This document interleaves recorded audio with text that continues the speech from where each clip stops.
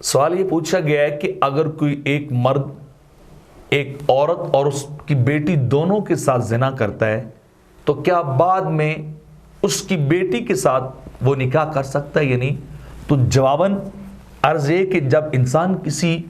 عورت کے ساتھ مرد جو ہے وہ بدکاری زنا کرتا ہے تو اس عورت کے اصول اور فروع، مطلب اس کی مائیں، دادیاں، نانیاں اور اس کی پوتیاں، نواسیاں، یہ اس مرد پر حرام ہو جائیں گی، اور اسی طرح اس عورت پر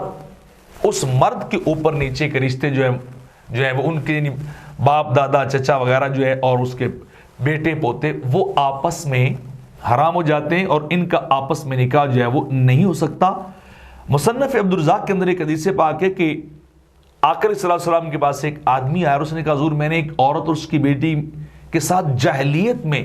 زنا کیا تھا، تو سرکار نے فرمایا میں اس کو درست نہیں سمجھتا، اور یہ بات درست نہیں ہے کہ تو جو ہے بندہ جو ہے کسی عورت کے ایسی عورت کے ساتھ نکاح کرے کہ جس کی بیٹی کے ساتھ وہ پہلے غلط تعلق قائم کر چکا ہو، تو لہذا ان کا آپس میں نکاح جو ہے وہ درست نہیں ہے۔ یعنی ان کا اب اسے کہا کہ تم جو ہے اس عورت کی بیٹی کے ساتھ جو تم عمل کر چکے ہو اب تمہارا نکاح جو ہے اس کے ساتھ درست نہیں ہے۔ اور فتاوی ہے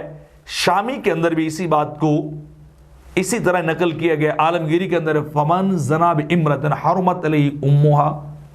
وان علت وبنتها وان سفلت، کہ جس نے کسی عورت کے ساتھ زنا کیا ہو اس کی دادیاں، نانیاں بھی اس کے اوپر حرام، اس کی بیٹی، پوتیاں، نواسیاں بھی اس کے اوپر جو ہے